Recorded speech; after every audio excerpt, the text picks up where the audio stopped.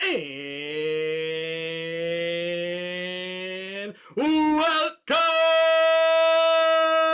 racing fans and NASCAR stock car racing fans. It's time for Tim Reynolds Show's live play-by-play here at the Circuit of Americas for the 2026 NASCAR Cup Series Road Course Race here at COTA. And ladies and gentlemen, we're in Austin, Texas, where we will see if Tyler Reddick can be the first driver in NASCAR Cup Series history to start the season with 3 straight wins. But look out for Christopher Bell, who's a 3-time road course winner, and we've also got other contenders such as Alex Bowman, Chris Buescher, and William Byron. And don't forget about Shane Van Gisbergen, as he's got 5 straight road course victories, looking to be the first driver ever with 6 straight road course victory wins here in the NASCAR Cup Series.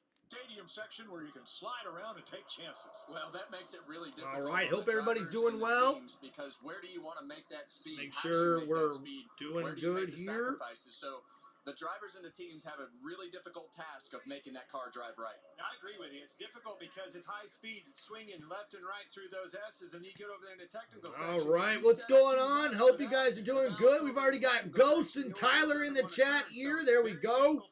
Also, don't forget the added horsepower, ladies and gentlemen. There's been a lot of talk. All right, guys, let's go over the starting grid here as we see Tyler Reddick will be on the pole here at COTA, the Circuit of Americas road course here in Austin, Texas for the NASCAR Cup Series race here in 2026. We see Ross Chastain will be starting out in the second place position. And ladies and gentlemen, let's get for the best words in all of motorsports. On behalf of Duramax, Reladon, it's my honor to say, drivers, start your engines! And ladies and gentlemen, we are moments away from getting on the racetrack here for the NASCAR Cup Series race in 2026 at the Circuit of Americas, our first road course race of the NASCAR season. For Formula One, Circuit of the Americas in Austin, Texas, on Fox. All right, guys, so let's get back to it here as we go over the starting grid here in this one. Like we mentioned, Tyler Reddick, who has won the first 2 races of the season, here to start out the 2026 NASCAR Cup Series season. Will he make it 3 in a row? Well, he starts out on the pole position here today in the number 45 Toyota for 2311 Racing. We see Ross Chastain will be on the front row in the second place position as he qualified there in his number 1 Chevrolet for Trackhouse Racing. And Chase Briscoe will start on the second row here in the third place position. That's where he was able to qualify in the number 19 Toyota for Joe Gibbs Racing. And Ryan Blaney will qualify 4th and start out in the second row here in his number 12 Ford Mustang for Penske Racing. And then Chase Elliott rounds out the top 5 here after qualifying as he qualifies 5th in his number 9 Chevrolet for Hendrick Motorsports. We see Michael McDowell qualify 6th in his number 71 Chevrolet, and we also see AJ Allmendinger qualify 7th in his number 16 Chevrolet. Christopher Bell, who definitely is a guy to look out for, a serious contender on these road course races here in the NASCAR Cup Series. Christopher Bell qualifies 8th in his number 20 Toyota for Joe Gibbs Racing. And we also see Ty Gibbs qualifies 9th in his number 54 Toyota for Joe Gibbs, and William Byron rounds out the top 10 after qualifying here as he qualifies 10th in his number 24 Chevrolet for Hendrick Motorsports. And guys, looking at some of the people outside the top 10 to look at here as possible contenders, Carson Hocevar in the number 12th position in his number 77 Chevrolet is a guy to look out for Spire Motorsports. But guys, qualifying 13th was Shane Van Gisbergen in the number 97 Chevrolet for Trackhouse Racing. And guys, we know that Shane Van Gisbergen, SVG, has won 5 straight road course races in the Cup Series dating back to last season. So we'll see if he'll make it 6 straight here today, as he'll be a serious contender here at COTA. Kyle Larson, also look out for him in the number 5 Chevrolet for Hendrick Motorsports, qualifying 15th. He's definitely a road course, one of the contenders on the road courses here in the Cup Series. And then Chris Buescher also is a guy who shows a lot of talent on these road courses as he qualifies 14th in his number 17 Ford Mustang for RFK Racing. We also see Alex Bowman is a guy who already has a road course victory in his Cup Series career. And let's get to the track here, guys.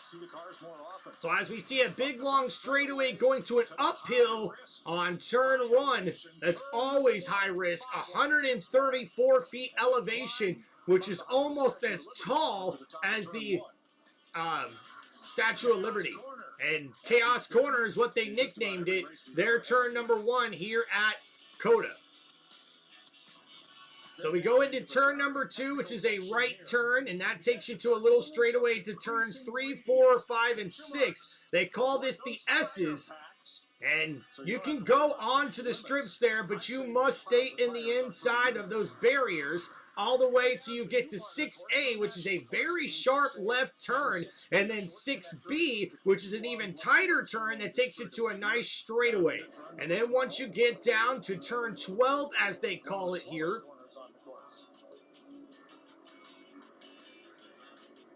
oh boy. And then we see here 13, 14 as we get a right-hand turn, a couple of rights and a left, and banking all the way to turn number 19, back to 20, where that will take you all the way back down the straightaway towards the start-finish line. And it's going to be a lot of chaos here in this race, guys. I love these road course races. Heck yeah. Should you exceed track limits by going the far side of those tire packs, there is a stopping place where you must come to. All right, thank you, Keith. Tyler, what's going on, guys? Yankee, Kyle, how we doing in the chat here? Hope you guys are doing well. And there it is with the green lines around the outside of that corner. So who has the hot hand? Well, SVG. All right, guys, so going back over, looking here at the drivers that could be contenders outside the top 10. Alex Bowman, like we mentioned, in the number 48 Chevrolet for Hendrick Motorsports, is a guy who could be a contender here. Look out for Danny Hamlin. This guy is good all around, even on the road courses, in his number 11 Toyota for Joe Gibbs Racing. And then outside the top 20, Daniel Suarez has always been a good road course racer in his number 7 Chevrolet. Watch out for Connor Zilic as well, guys, who is my pick here to win this race here. I'm going with him or SVG, without a doubt. Connor Zilic, though, starting in the 25th position in his number 88 Chevrolet for Trackhouse Racing, will have a long way to go to try to win this race. We won that baby in Atlanta. Now going for three in a row. The first 3 races has never been done. You feel like breaking a record today? It'd be nice to do that for sure. We're just gonna work hard all day long, honestly. Got a really fast jumping casino Toyota Camry, and we'll try and get it done. Well, Tyler, what do you need that car to do all day long? We've seen the tire wear, we've seen the tricky corners, a lot of different styles of things you need to be good at on this racetrack. What are you focused on today to win this race for your car to do? Yeah, I think it's just balancing short run versus long run. Just trying to keep. And we're talking here with Tyler Reddick, the driver of the number 45 All right, man. Toyota Camry for 2311 Racing. And guys, no Cup Series driver has ever won 3 straight races to start the season. And we've already gone through the starting lineup here as we get ready for the green flag here at COTA, the Circuit of Americas in Austin, Texas, for our first road course race of the 2026 NASCAR Cup Series season. Hope you guys are ready to hang out. Make sure you please hit that like button and subscribe to the channel. All right, cracking open a cold one here. Let's go. It's Tim Reynolds Show, baby. Cheers to y'all, man. And it is working. You mentioned it. He qualified fourth, second fastest in practice, and he was fastest on the 10-lap average. Keep your eye on number 12. He's looking for his first top 5 here at COTA. All right. Number 3, Michael McDowell, who's been a road course winner in the Cup Series, and 7-time road course winner Chase Elliott. That's right, guys. Chase Elliott in that number 9 Chevrolet has won 7 road course races in his Cup Series career. He could be a serious contender here today. They were held out of victory lane last season. Well, today offers the first opportunity to to end this streak that you are seeing. So for this team, the best opportunity to do it, that would be Chase Elliott in that. And wow, 0 road course wins for Hendrick Motorsports in 2025 as they're looking to bounce back here in the 2026 NASCAR Cup Series season. And Chase Elliott won here in Austin back in 2021. Row number 4 gives us a couple ringers. One of them. Ooh, an A.J. Allmendinger in the number 16 Chevrolet, and also Christopher Bell in the number 20 Toyota there in row 4. Those two guys are serious road course contenders. And how about William Byron and Ty Gibbs? Those guys are serious road course contenders as well here today. Heck yeah, Matt. How we doing, man? Appreciate you, Matt87. Keith, what's up, brother? Ty the sports guy. Ghost, how we doing? Yankee Kyle, what's up, man? Oh, yeah, guys. You ready? You ready? This one could be the most challenging. Honey! In those 5 wins that he's had already in a row, he started no worse than second. Yesterday in qualifying, 13. Honey! He's not overly pleased with how the car was turning and what it was doing on the racetrack. And there's Shane Van Gisbergen. He's got 5 straight road course race victories. The all-time record is 6, set by Jeff Gordon. Will he be able to tie that and make history here today in his number 97 Chevrolet for Trackhouse Racing? Oh, baby, are you ready for the big words to start the race that'll be coming up? Yeah. Okay. Well, figured you might want to come and say them with me when we get ready to start the race.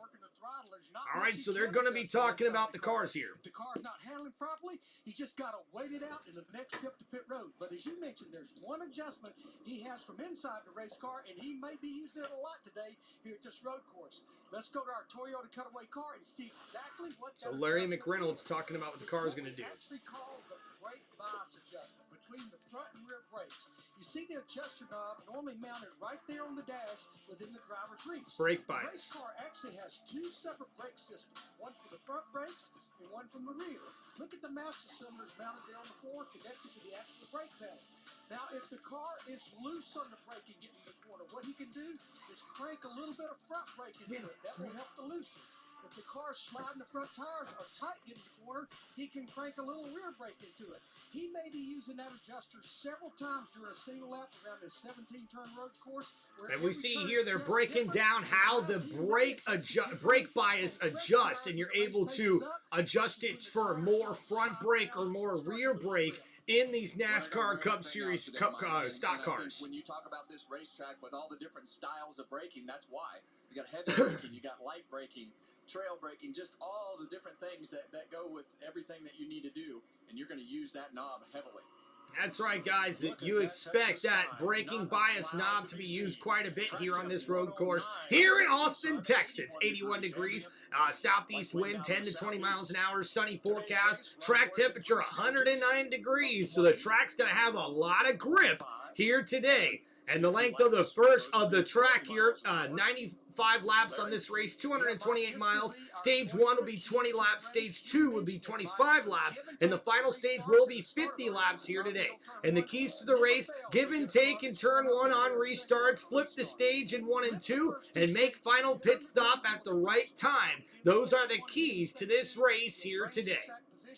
And making that final stop in stage 3 at the right time, tire fall off will be significant. Ooh, what we doing Mountain Dew today, man? To me, COTA, the Roval, Watkins, Glen, Sears, their point should be only road courses and chase smooth and swim one. Yeah, Ghostly, I'd have to agree with you, man. And we see the passing zones, turn number 1, turn number 12, and turn 20 here at the Circuit of Americas in the NASCAR Cup Series. And risky business is always turn 13, 15, and 19. And then spots don't do it as far as passing. Turn 3, turn 6A, and 6B are not recommended for passing here in this one, guys. Ooh, my honey, are you ready? We are moments away. Love this. This is one of my favorite road courses. Appreciate all the hard work. We did a good job getting to where we need to get to. So let's have a good clean day. Let's execute like we know how to. Appreciate it. Yes, sir. Real good car. Nice, tidy. Be there again. Have a shot at this thing. Go get a lot of points today. Michael McDowell's radio communication with his All right, team. the Toyota Camry XSE that leads the field has the lights out on the roof. It's going to head for pit road. All right.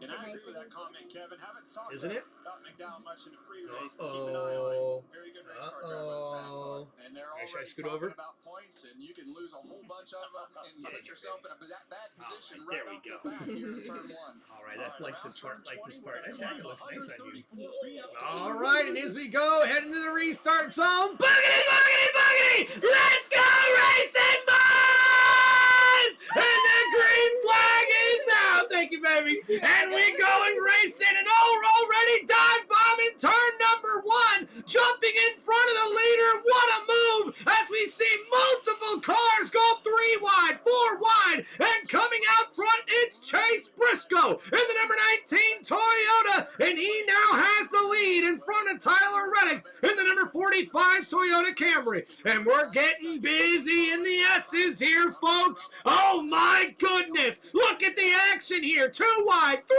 wide. Oh my goodness! And already someone locking up the tires here. And man, we've got a lot of action as Chase Briscoe's now out in front of Tyler Reddick, heading there into the left turn. And here we go, 3 wide, heading right there as well. But there's the key. Look at the inside. Look at that crossover move. Gave me a couple right there. Well, he wants to get going, and you see Love a you, battle baby. for the lead right here between Chase Briscoe and Tyler Reddick. You can run outside anywhere. And Chase Briscoe holding on to this lead here, but Tyler Reddick pulling right beside him. And Tyler's going to push hard to try to gain that track position, that clean air that he gave up at the top of the hill. Him and Chastain got high, opened the door up for Briscoe to thank you very much. Drive right around him on the bottom. We see that a lot up there. Here comes Chastain to the inside. He wants second. And now we see there a nice move to the inside. It's Ross Chastain now alongside the leader as we come down the front stretch. And down this long straightaway is about the best place to get some passing, especially in turn number 1 here. And Ross Chastain right behind Chase Briscoe, cutting off Tyler Reddick, who tries to jump back on the inside of the number 1 Chevrolet. That number 45 Toyota is fast, but Chase Briscoe is holding on to the lead here at the Circuit of Americas. As we go through the S's here, now Briscoe holding on to the lead. Ross Chastain trying to find some momentum to get right behind him. Tyler Reddick, Ryan Blaney right behind him as well, and all locking up the tires as well as we head around the turn here. And a big turn there, coming down. Ross Chastain slowing down here as we see he try to get up to the leader, Chase Briscoe. What happens this first run and know what you need to do after that. We watching Ben Gisbergen right there in front of AJ. Oh, and look at that AJ Allmendinger right there outside of the top 10 trying to battle for the 9th place position there with Shane Van Gisbergen as he's barely ahead of William Byron in the number 24 Chevrolet. And nice movement here. We're only 2 laps in as SVG tries to continue to march up front. He's already inside the top 10. He was 20th, folks. 20th on the sheet, and right at the end, he went for 1 more lap, and it bumped him up to 13th. That's a huge difference in the outcome and the start of this race for him. That was a big lap. Well, he's very confident on these road courses, but winning the race yesterday. And there we go. We got the track telemetry here as we see Chase Briscoe still out in front as we complete 2 laps here at COTA. And oh, dive bombing the inside of Chase Elliott. That is Christopher Bell, who tries to battle the number 9 Chevrolet to get that top 5 position. Elliott won't give it up easy though, but that number 20 Toyota Camry powers past him for a top 5 spot. And Chase Briscoe, his best finish is 6th in 2021 here at COTA. In 9 road course races, he's got top 10s in 27 starts in 9 road courses, so 9 top 10s. And he's finished 7th or better in 3 of the last 5 road course races here. And the number 19 Toyota Camry for Joe Gibbs Racing looks very, very good here early on. And oh boy, here comes Ryan Blaney. He's on the outside there of Tyler Reddick as the number 45 Toyota has to fight off that number 12 Ford Mustang for Penske Racing. And Ryan Blaney's still right there. He's using up a lot of brake and tires here, but he's right there looking to take away that top 3 spot away from the back-to-back winner here in the NASCAR Cup Series. It's Tyler Reddick. James Small this morning, he said, looking back at the numbers last year, maybe they weren't there at the start of the year. And here Chase Briscoe, age 31, from Mitchell, Indiana, 5 career wins in his 6th year in the Cup Series. Now out in the lead here. He's led every lap thus far here at the Circuit of Americas. So they feel really strong about what they've gotten so far. They've been telling Chase, you're doing a great job right now. Well, you see in the back of this frame right there, that yellow car, Ryan Blaney, he was the fastest car throughout practice yesterday. He's run up on this group already. We'll see if that speed continues today. Well, Briscoe, to me, is a surprise. The last time we were here, he finished 6th, and that's his only top 10 finish. All right, here we go, guys. Now we've got the track up and running here for y'all. So you can see the little dots there. And Ross Chastain trying to find some way to get around here. As you can see them going around what I call the U-turn here. And fixing to come what I believe is to another sort of U-turn, pin turn here.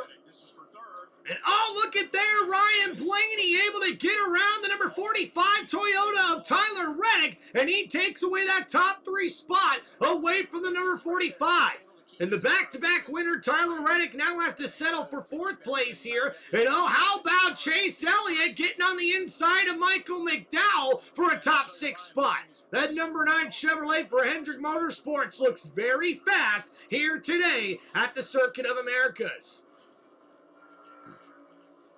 And let's take a look here at Ryan Blaney. In 5 career Austin starts, his best finish was 6th back in 2022. He's got 34 stage points. That's the 2nd most all-time here in Austin. So he is a serious contender, and that number 12 Ford Mustang looks very fast here today. The thing I want to know is what's going to happen after we get to lap 15 and lap 20 later in these runs.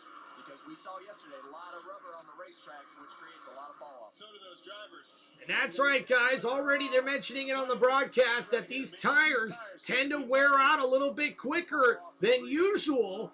And that gets a lot of rubber on the track. And when this track starts taking on a lot of rubber, it's definitely going to change the way the car grips the track and handles as well. As we see a lot of action through the S's. And how about this, guys? I believe that's Austin Hill in the number 33 Chevrolet for RCR Racing, able to get a nice move to get around. And that's right, Austin Hill was, or excuse me, that's Jesse Love in the number 33 Chevrolet for RCR Racing. Oh, and he locks up the brakes, trying to get on the inside there of Ryan Priest. And a nice move there by the number 33 Chevrolet, but Ryan Priest holding strong there in that 27th place position in his number 60 Ford Mustang for RFK Racing. Oh, nice little bump there, some action. Ooh, hoo, hoo. And I like that, baby. I like that. So as we see the number 19 of Chase Briscoe holding on to the lead. And ladies and gentlemen, we have a new 2nd place position driver as Ryan Blaney is able to get around Ross Chastain's number 1 Chevrolet. And that number 12 Ford Mustang is now in the 2nd place position, looking to catch up to Chase Briscoe to battle for the lead here. That 19 curve has what we call a hot dog curve, and you actually want to split that curve. So you want to be all the way over to the left right there so that it doesn't bounce and get you too wide on exit. That's my point, though. 6 looking to the inside again. And now we see here the number 33 looking to the inside of Ryan Priest. Jesse Love pushes Priest. There was some contact there, but Ryan able to hold on, and now they're side by side. But it looks like the number 33 Chevrolet able to overtake. And how about the biggest mover since the start of the race? Kyle Busch has moved up 8 spots, but Shane Van Gisbergen has moved up 6 spots as well in his number 97 Chevrolet. On Christopher Bell up 4 spots. Connor Zilic as well, already up 4 spots in his number 88 Chevrolet. And Van Gisbergen, SVG, already inside the top 10. He started this race outside of the top 10, but now looking to bounce back inside the top 5. And Shane Van Gisbergen won the road course race yesterday in the O'Reilly Auto Parts Series for NASCAR. So looking for back-to-back road course victories in 2 different days. And how about this, guys? The most consecutive road course victories, 5 by SVG. He could tie the all-time record with a victory here today. Jeff Gordon had won 6 straight road course victories in the NASCAR Cup Series. It's been a good weekend for Ford in the Truck Series. They swept the first 4 spots at St. Petersburg, something Ford had not done in a couple of decades. Laying some pretty fast lap times down. Still the 140 bracket. Only car in the top 10 right there. Very fast. And look at that, Ryan Blaney putting on a very fast lap as he looks to chase down the leader, Chase Briscoe here. And these cars are looking very fast here early on. The number 19 Toyota holding on to the lead. Chase Briscoe, can he hold on to it? As Ryan Blaney in that number 12 Ford Mustang is making a strong push to take away the lead from Chase Briscoe. All right, appreciate you guys hanging out here on Tim Reynolds Show. Every time I hear the 33, it makes me think of the old Cheerios 33 from years ago. Man, am I getting old. Hey, Ghost, when I think of the 33, man, for me, I think of like when Clint Boyer was driving that car. I can also remember, I believe it was just like Elliott Sadler back in the day when I was growing up. I think also drove the number 33 for RCR. I remember, what was it, Jeff Burton, but I don't think it was the 33. I think it might have been the 31, which I don't think RCR has anymore. But the Cat car, man, oh, dude, Jeff Burton driving in the Cat Chevrolet, that was just a really, really cool car to watch every single day, dude. And then, hey, guys, also, didn't get a chance to say much about this over the last 2 weeks, man, but rest in peace to Greg Biffle, man, the former driver for Roush Fenway Racing in the number 16 Ford. Man, that was always a badass car scheme to look forward to watch. And oh no, we're seeing a battle here, side by side with the commercial break, and oh no, it looks like Tyler Reddick is falling backwards now as we see Chase Elliott has been able to get around the number 45 Toyota in his number 9 Chevrolet.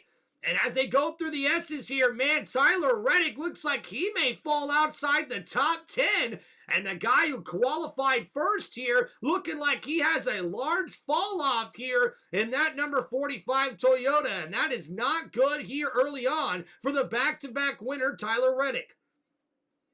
And we see Christopher Bell has made his way inside the top 5. That number 20 Toyota Camry looking very fast here early on. And oh boy, it looks like the leader is under some duress here as Ryan Blaney is putting the pressure on Chase Briscoe. He's right there, bumper to bumper with the leader. On Fox. And here we go as we see Briscoe still trying to battle around here into a right turn as he comes into a left turn coming up here. Ryan Blaney still right near his back bumper.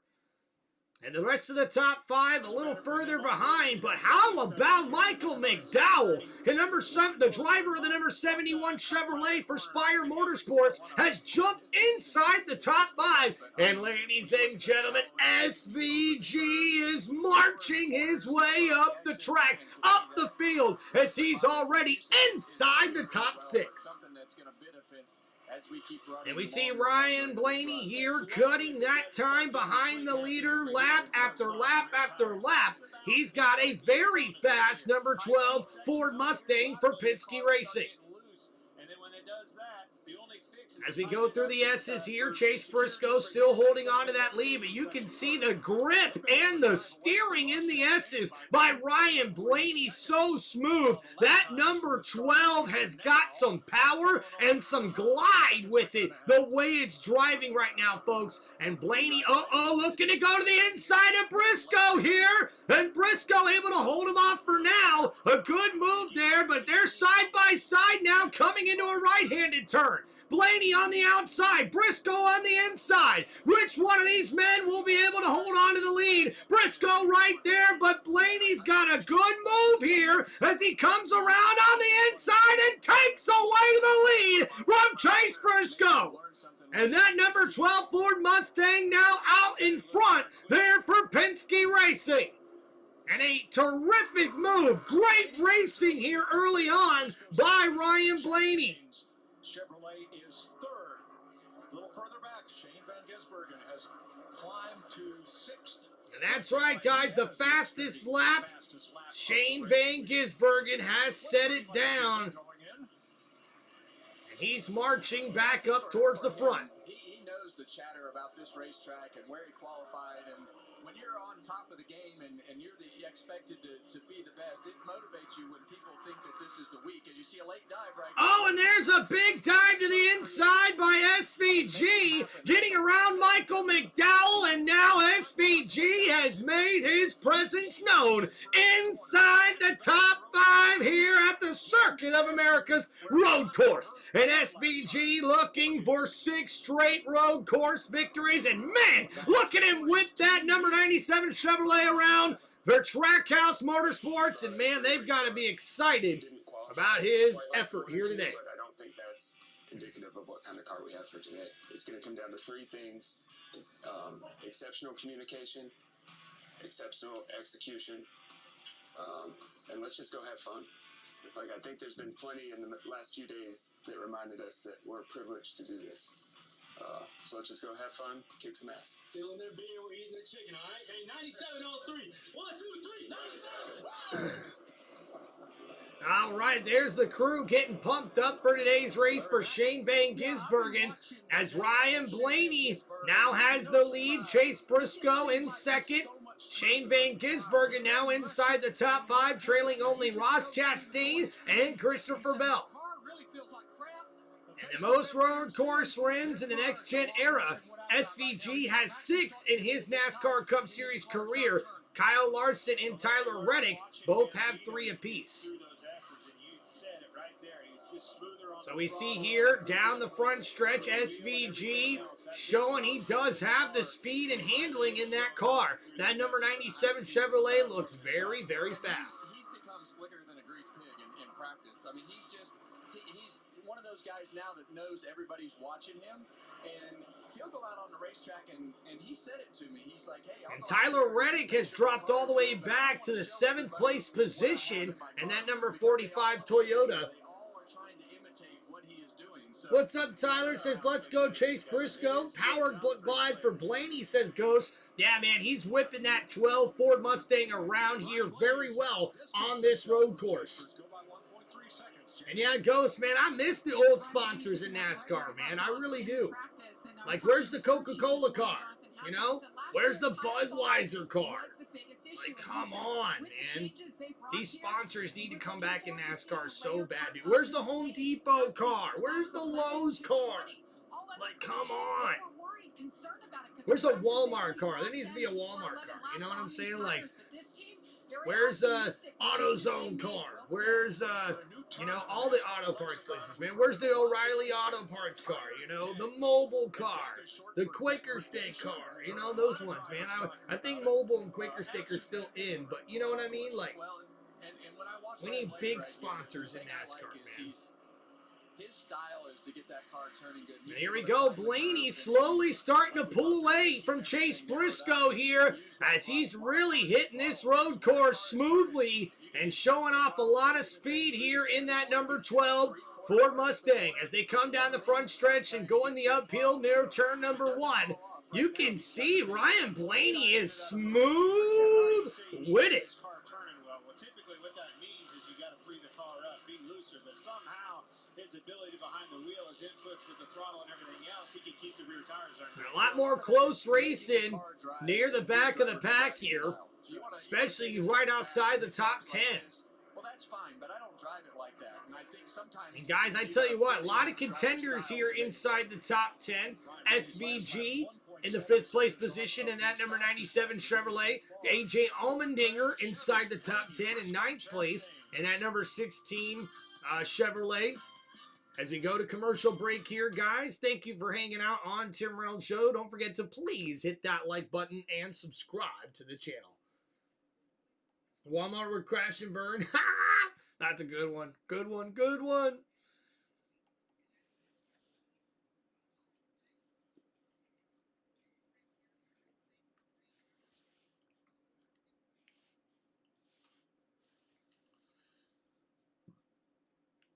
All right, so we are 12 laps in to stage number 1 here. Stage 1 is 20 laps. Stage 2 will be 25 laps. And I imagine a lot of these cars are going to look for adjustments when we hit these pit stops here coming up very soon.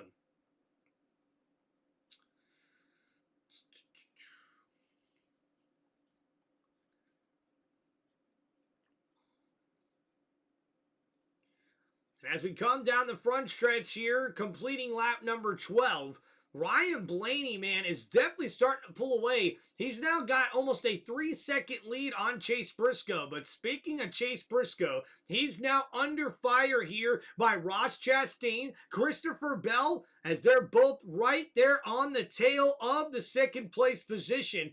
And man, Chastain really trying to make a move to get around the number 19 Toyota there. That number 1 Chevrolet is looking awfully fast here very soon. And man, he's right there looking to make a move here. Briscoe could be in some trouble as Ross Chastain rides him close here, right on that back bumper. Looking to the inside here. Chastain able to get around Chase Briscoe. And now the number 1 Chevrolet has got the 2nd place position as he continues to drive off and away from Chase Briscoe. But look out. Uh-oh. SVG has now made it around Christopher Bell. And now Bell's in trouble as we see Michael McDowell putting the bumper right to the door of the number 20 Toyota, and he tries to get around the number 20 for a top 5 spot here at COTA.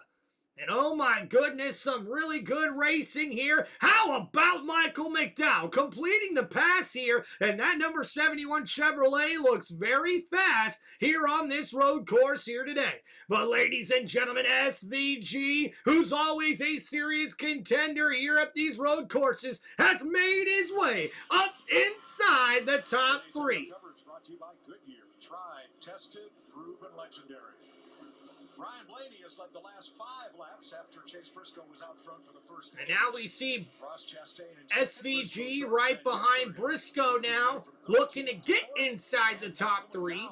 McDowell there in the 5th place position, and Christopher Bell has dropped all the way back to 6th place. And there's Tyler Reddick holding that spot there inside the top 10. Dropped 6 spots since the start of this race. No conversation on the radio, just grinding it out.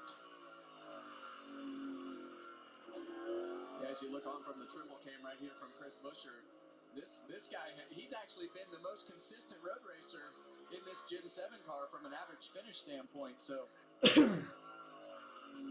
as we ride along here with Chris Buescher, he's currently 10th, started 14th here in this one. And believe it or not, guys, Chris Buescher in that number 17 Ford Mustang has had the best average finish of anybody here in the road courses.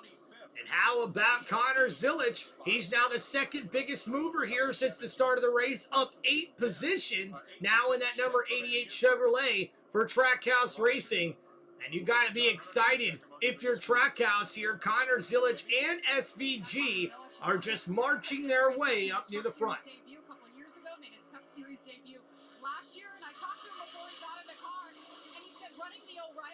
Yesterday, he really got a feel for tire management and what he's going to do. Of course, the cars are a lot different, but he said that will really help him today.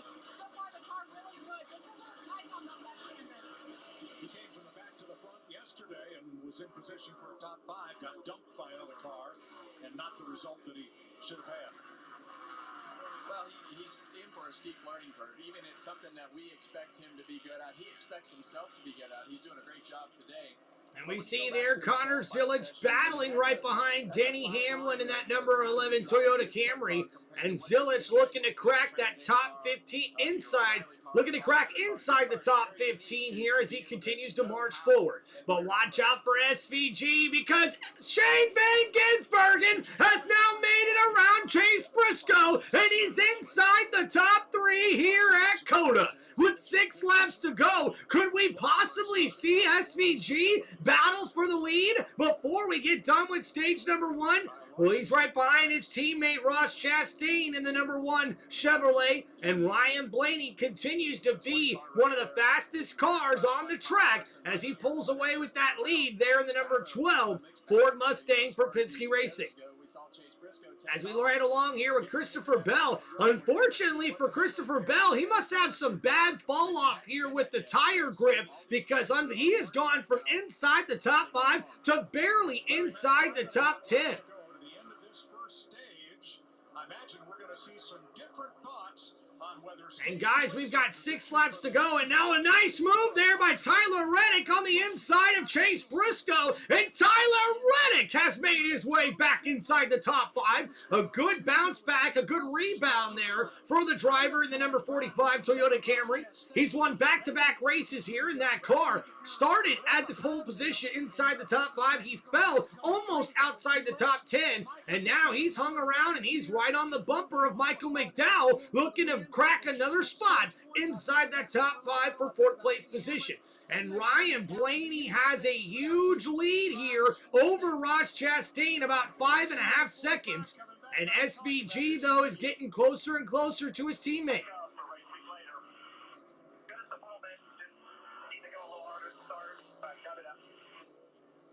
Well, and that's a conversation about Tyler actually trying to take care of the tires, not wanting to hurt the rear tires on the car. But we're definitely seeing him flip the pace back in his favor as we go. But how many spots can you actually lose and make them back up? Well, 8 was how many he lost. He went clear back to 8th, and now he's back up to 5th, so it's coming back to him on a long run.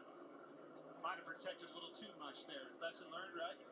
Meanwhile, Chase Briscoe, who led 8 laps early, did he burn his stuff up because he's fallen to 6th place?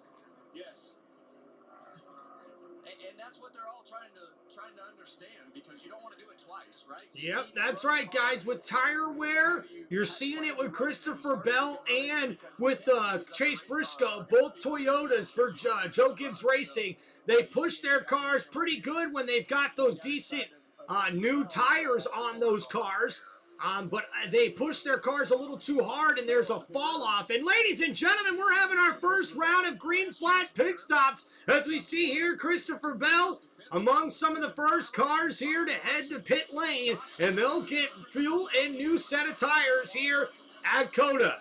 And because of how big this road course is, when you come in, you're going to want to get all the tires and fuel that you can get here when you're pitting.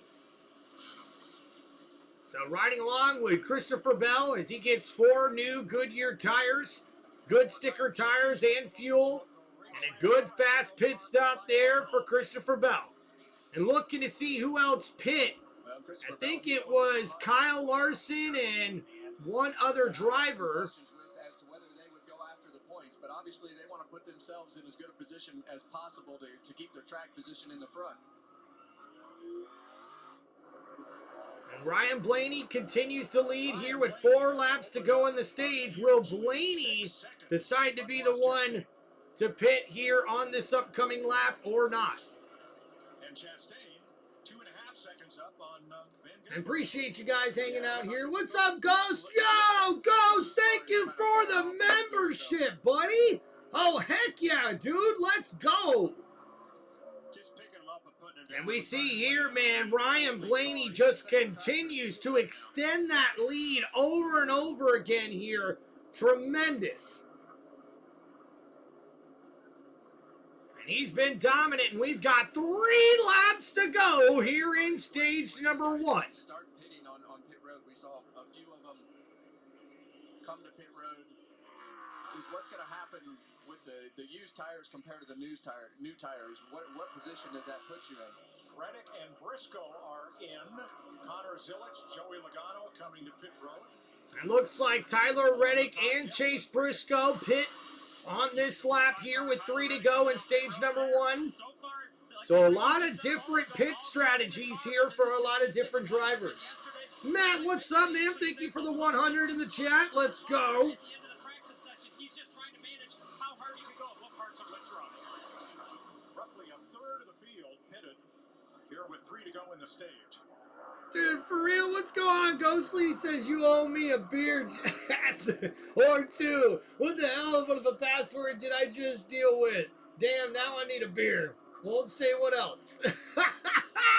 Appreciate you, Ghost. All right, so a lot of guys starting to pit now here as drivers come in for fresh tires and fuel. But we'll see if Ryan Blaney continues to stay out to get the stage victory here. And I kind of would do that as well. If you're inside the top 10, I would just run it out because you're going to need those stage points. 143.87. Amazing how fast that car is still on these long runs. Usually when they take off that fast, somewhere is hurting. Usually the long run, not the case for the 12. Sorry. So, excuse me.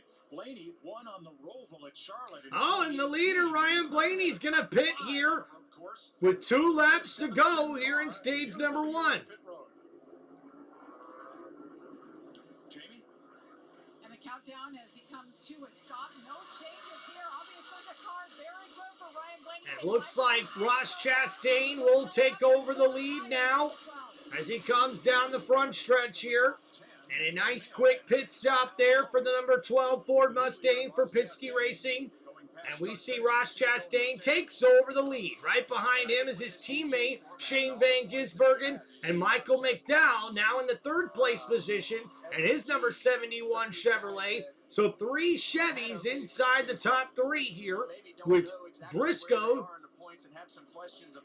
and Chris Buescher, my apologies. Briscoe, or excuse me, Chase, excuse me, guys. So Buescher in the number 4th place position in his number 17 Ford Mustang, and AJ Allmendinger rounds out the top 5 here in his number 16 Chevrolet. All right, guys, don't forget to please hit that like button and subscribe to Tim Reynolds Show. Larson pitted earlier. So here we go. Larson pitted earlier, and you can see those new tires really helping him out here early on. And as we've got 2 laps to go here in the stage number 1. Swain told me this morning, he said if the opportunity presents itself to maximize points because of this new point structure, that they would do that. So, Kevin, you guys had it exactly right. That was part of the plan from the start of this race for them. Well, before becoming crew chief for Ross this year, Brandon McSwain was lead engineer for William Byron, including Byron's win here in 24. So Ross Chastain's not going to pit here, so with 1 lap to go, Chastain's going to hold on to the lead.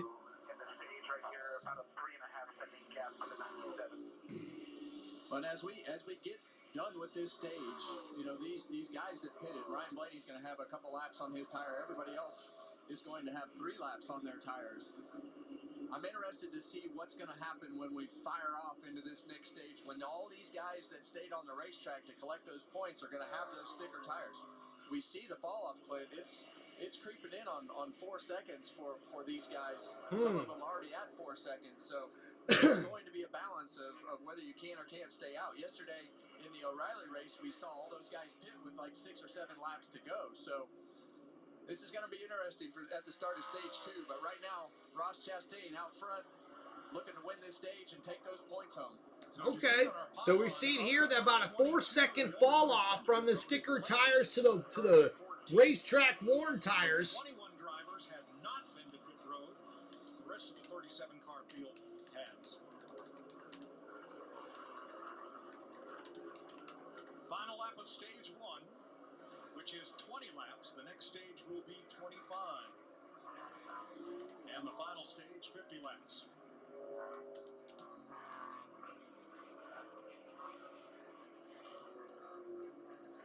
Ross always been good at this racetrack. Got Trackhouse Racing's first win here. Qualified on the front row today. Track he's very comfortable with. And ladies and gentlemen, here on the final lap of stage number 1 here at the Circuit of America's Road Course Race, coming down the front stretch, your stage 1 winner is none other than the driver of the number 1 Chevrolet for Trackhouse Racing, Ross Chastain. Shane Van Gisbergen, his teammate, finishes second. Here to end stage number 1, Michael McDowell finishes third in his number 71 Chevrolet. And Chris Buescher finishes fourth in his number 17 Chevrolet. And A.J. Allmendinger rounds out the top 5 here at the end of stage number 1. Congratulations to Ross Chastain, able to get the stage 1 victory. That's going to be 10 stage points, 10 points towards the chase of the Cup here in the 2026 NASCAR Cup Series. Heck yeah. Appreciate you guys. Don't forget to please hit that like button and subscribe to the channel. All right, so finishing up stage number 1 here now, guys. Let's go ahead and give you a little quick update on what we're looking at here. So like you said, Michael McDowell, Chris Buescher there, A.J. Allmendinger, looks like Ty Gibbs finishes 6th at the end of stage number 1 in his number 54 Toyota for Joe Gibbs Racing. Alex Bowman, nice finish for him. That'll get him 3 stage points. There finishing 7th in the number 48 Chevrolet for Hendrick Motorsports. Chase Elliott finishes 8th in his number 9 Chevrolet for Hendrick Motorsports. That'll get him, that'll get him 3 of those points there at the end of the stage. Alex Bowman will get 4.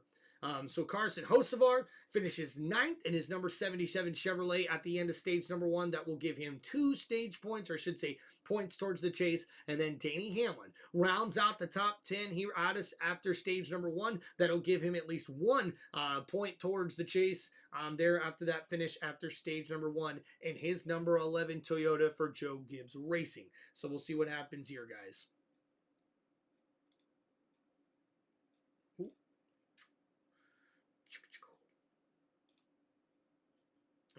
All right, here we go.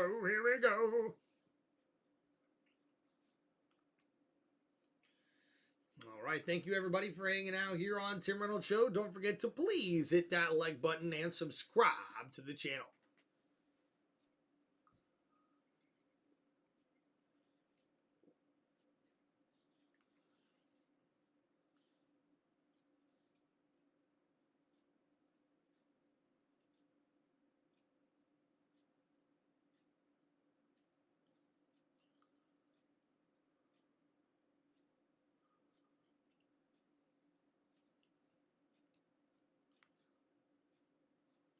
All right, appreciate everybody hanging out, man. We're already up to 9 likes on the live stream. Let's keep it going. We've got 2 more stages to go here, guys, in this 2026 NASCAR Cup Series race, their first road course race of the season here at the Circuit of Americas in Austin, Texas. All right, we'll get to these pit stops here after the end of stage number 1 here. And, man, they show so many commercials with food. Ah! Stop it!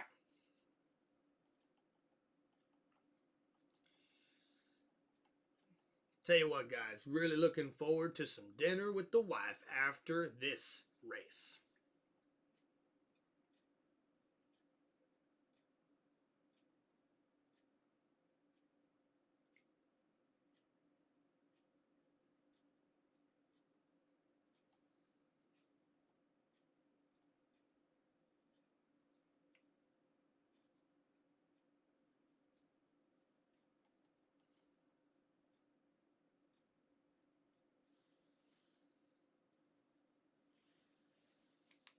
Looks like you guys aren't having much fun. We're having a great time being able to talk to all those great race car drivers and racing personalities. So it's been fun so far.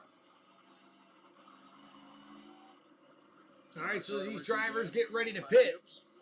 Giving us this view from 6th place as they come around. The first 13 cars did not pit. Then Blaney, who pitted from the lead. Then the next 3 who did not stop. And that we saw a lot of cars that weren't going to score points that stayed out. What's up, Kidder? How we doing? That in the past. That yep, Hardee's and Carl's Jr. is one of the sponsors, I believe, with 2311. And being able to make it through these runs and not have a bunch of positions lost with that fall off. So they're concerned about the tires and keeping that pace in them and not putting too many laps on them. Another Toyota racing on board. This one on Christopher Bell's number 20. He is 28th. He is 7th or 6th of the cars that previously pitted. Ross Chastain leads them onto pit road. Jamie? And Michael McDowell comes in third of 3 spots from the start of the race. Got tighter as he ran there, but they gave him information and said, Ryan Blaney, best on tire fall off. We're not bad. Small adjustment here. So it looks like everybody pretty much came to pit. Some of these people just coming in to top off real quick after they already pitted before the end of the stage. And we'll see here. Oh no, Ross Chastain stalls out the car, and that's going to cost him here. And you saw right there, Ross Chastain lost the lead because he stalled the car, leaving the exit of his pit box. Long stop for Brad Keselowski, who is still on pit road. And Todd Gilliland pitted from 16th, but the car fell off the jack and lost 7 seconds there. So already some early mistakes here on pit road, costing a lot of teams, man. Need some great stops for Hendrick Motorsports. Ghost, you ain't wrong about that, man. Looks like all 3 of them, or I should say all 4 of them, had good pit stops. I do know that Kyle Larson pitted before the end of the stage. I'm not sure about the other drivers. Alex Bowman did not pit until the end of the stage there. So, well, that means another beer. Time for another beer. Yeah.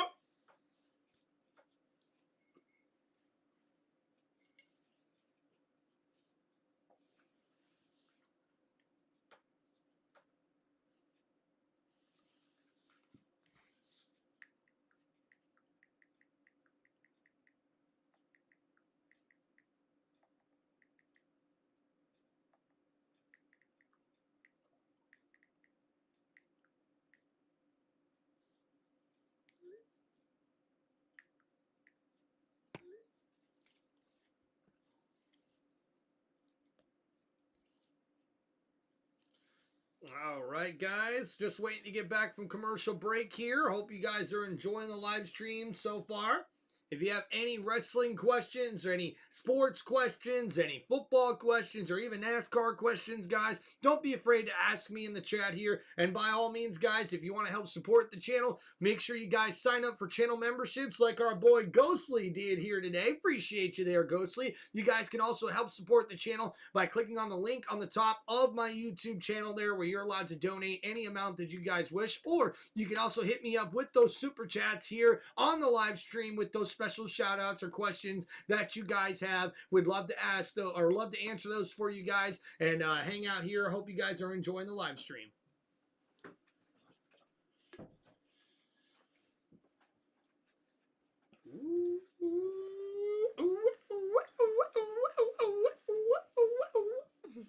Thank you.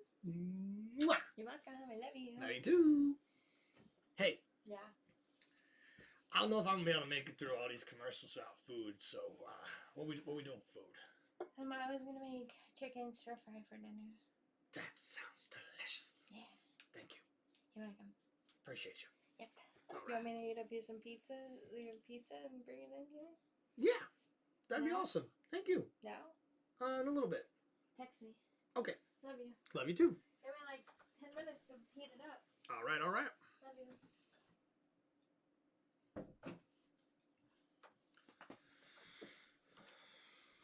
Time for a high-speed race break. High-speed race break. Hell yeah. Murray, Chris Myers, we're trackside, sort of. Well, we're trackside. We're just way up, way high, way high. In fact, we are hoping we can see all 1,500 acres of this layout from where we are.